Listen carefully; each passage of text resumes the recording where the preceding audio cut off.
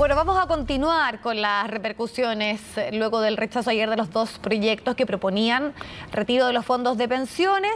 Tenemos a esta hora la comunicación con el diputado del Partido Socialista, Jaime Naranjo. ¿Cómo está, diputado? ¿Qué tal? Muy buenas tardes, Viviana. Un gusto saludarla.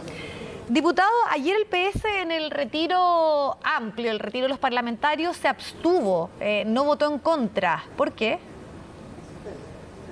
A ver, en el proyecto amplio que usted habla, no era amplio, era reducido, para hacer las cosas con mucha sinceridad, ya que 4 millones de cotizantes hoy día tienen menos de 50.000 pesos y 2 millones no tienen nada, de tal manera que era un proyecto restringido.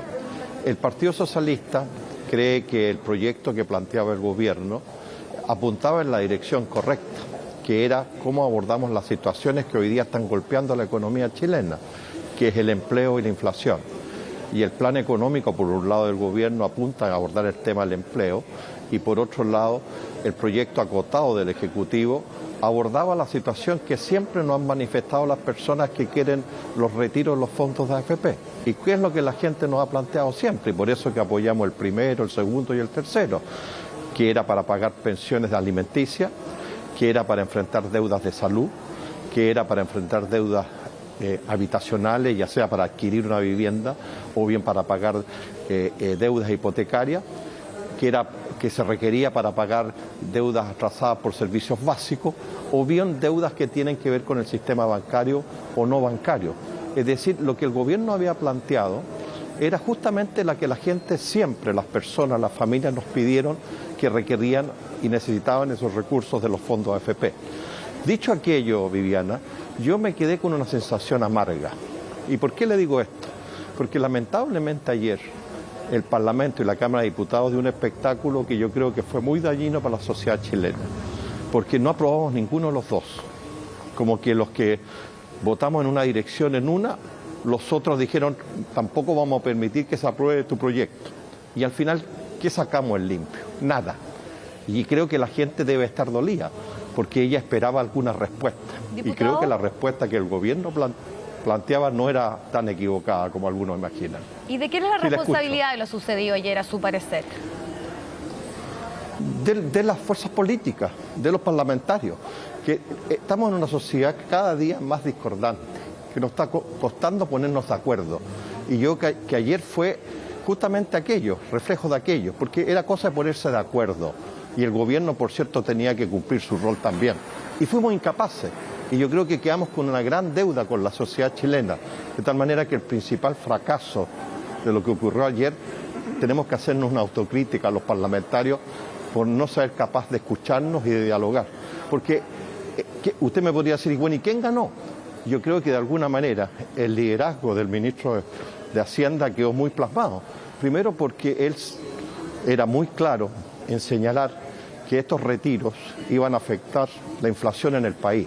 Y por tanto, al no haber ninguno de los dos, él logra un objetivo, que es cómo frena la inflación, que era la que iba a golpear principalmente a aquellas familias que ya no tienen recursos en los fondos de la AFP, que como le decía anteriormente, 2 millones no tienen nada y aproximadamente 2 millones más tienen menos de 50.000 pesos en esas cuentas. Ya, usted ¿Sí? dice que tal vez el único que puede sacar una cuenta un poco más alegre es el ministro Marcel, que es el único que ha estado en contra de los retiros, y también porque la propuesta acotada habría surgido desde el Partido Comunista como una alternativa, sobre todo para poder de alguna manera tener alguna opción frente a lo que es innegable, ¿no? Que el retiro universal genera adhesión a la ciudadanía. Pero quería preguntarle, porque usted habla de que no lograron ponerse de acuerdo, y ahí hubo una crítica en particular que se le hizo al ministro Giorgio Jackson, de que no hubo un trabajo prelegislativo. El diputado Soto del Partido Socialista ha dicho eso, se ha planteado, escuchamos parlamentarios hasta el Partido Comunista diciendo que también la propuesta del Ejecutivo llegó sumamente encima. ¿Cómo lo ve usted y cómo analiza también el rol en particular del ministro Jackson? Bueno, en la discusión de ambos proyectos se dio todo lo que no debe ocurrir cuando se discuten proyectos de esta trascendencia e importancia, que es la incapacidad de dialogar, que es la incapacidad de informar adecuadamente y oportunamente. Entonces yo, por eso es que le digo que todos tenemos que hacer una autocrítica de lo que ocurrió ayer, porque los grandes perjudicados fueron justamente la gente que queríamos ayudar e ir en auxilio de ella.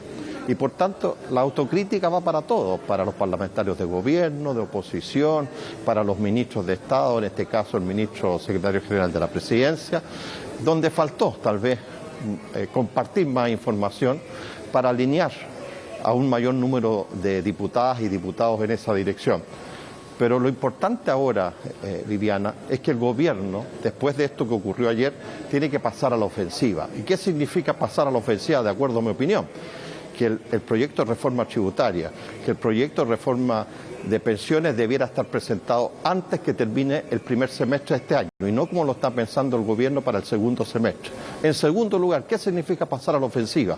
Significa que el plan de apoyo económico que el gobierno ha planteado tiene algunas carencias y deficiencias que deben ser mejoradas. Particularmente, ¿qué vamos a hacer con esa enorme cantidad de personas que usted recién leía y señalaba, que no tienen trabajo o bien tienen trabajo ocasional o de temporada, como es lo que ocurre en muchos lugares de nuestro país, con que son sectores donde la agricultura es la base principal de la actividad económica? Le escucho. ¿Y el gobierno debiese olvidarse la alternativa en el Senado de utilizar esa instancia para reponer la idea de este retiro acotado?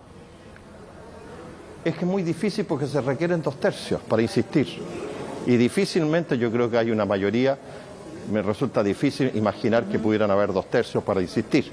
De tal manera que yo creo que debiéramos instalar ya en la sociedad chilena, y hago un llamado a aquellos diputados que insisten en seguir en retiro, que no sigamos alimentando falsas ilusiones y esperanzas en la población.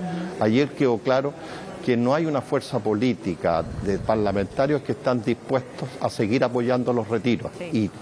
Y tenemos razón aquellos que pensamos aquello, porque cuando hay crisis no puede ser que la gente con sus propios recursos debiera pagar la crisis, le corresponde al Estado, y por consiguiente quien debe pasar a la ofensiva y poner el pie en el acelerador es justamente el gobierno para abordar estas diversas inquietudes. Fíjese usted el tremendo daño que le hicimos ayer a todas esas mamás que con los anteriores retiros, 600.000, de acuerdo a la información que se nos entregó, 800.000 millones de dólares que se pagaron en pensiones de alimentos atrasadas.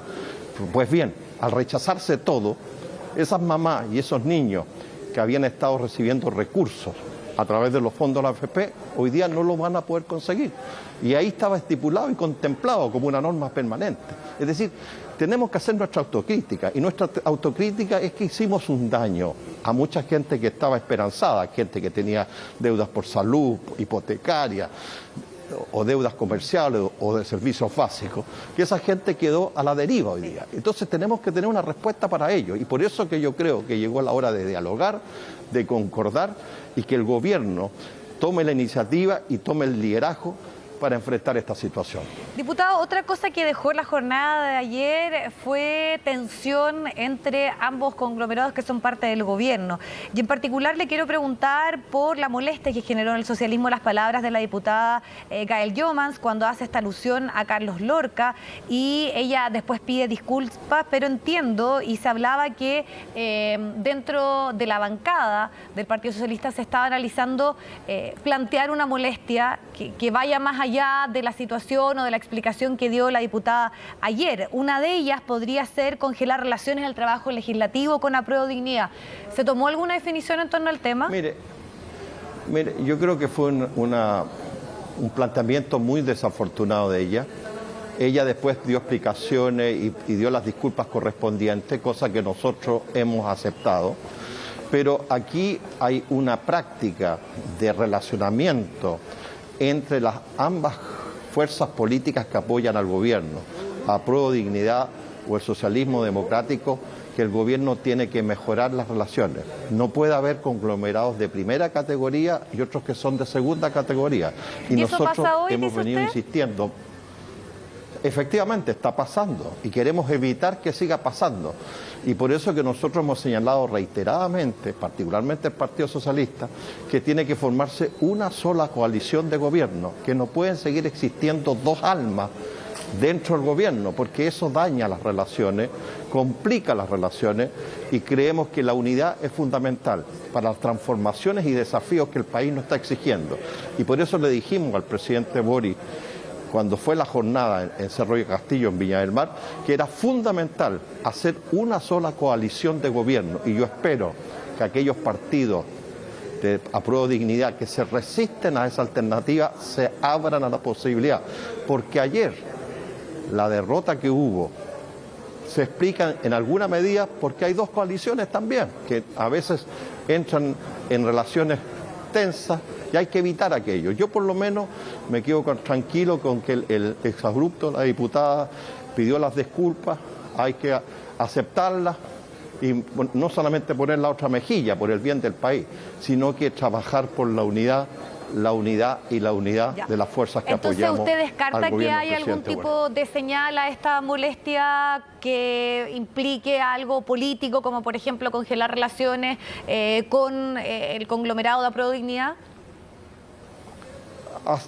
Usaremos los canales pertinentes para hacer llegar nuestra molestia y nuestro incómodo ante el hecho que ocurrió, pero yo diría que no es ese solamente el más relevante, sino que son otro tipo de relaciones entre los ministros y los parlamentarios del Partido Socialista que hay que mejorar y nosotros estamos en un ánimo propositivo, estamos en un ánimo positivo, estamos en un ánimo de colaborar y lo dijimos desde la misma noche que ganó el presidente Boric la elección, que el Partido Socialista se ponía a disposición del presidente Boric sin condiciones. Y mantenemos ese espíritu y mantenemos nuestro espíritu de unidad. Aquí lo que hay que pensar, más que buscar diferencias entre nosotros, es cómo colaboramos, cómo ayudamos a resolver los problemas que el país tiene y principalmente cómo le tendemos la mano a los sectores más necesitados de nuestro país. ¿Siente que esta intención y que por lo menos hoy la vuelve a...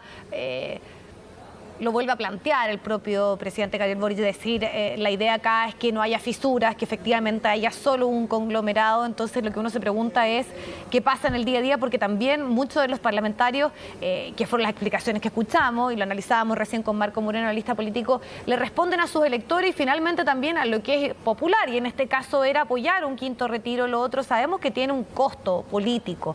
Entonces ya eso de alguna manera incidió en lo que le pasó al gobierno de Sebastián Piñera cuando no logró ordenar a su propia coalición. Entonces, ¿qué probabilidades hay de que esto efectivamente ocurra ahora con el nuevo gobierno? En un proyecto neoliberal lo que se fomenta y se promueve es el individualismo.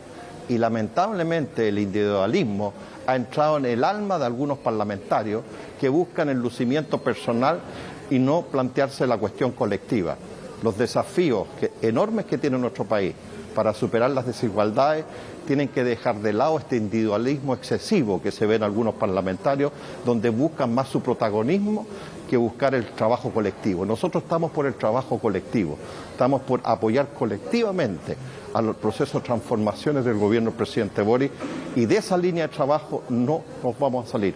No estamos buscando lucimientos personales, lo que estamos buscando es colaborar y ayudar para que al gobierno del presidente Boric le vaya bien, porque si no le va bien al gobierno del presidente Boric es fatal y lamentable para el país y principalmente para los sectores más vulnerables de nuestro país. Diputado Naranjo, le agradecemos también la posibilidad de conversar y seguir analizando lo ocurrido ayer. Muchas gracias. No, muchas gracias a usted, Viviana, un gusto saludarla.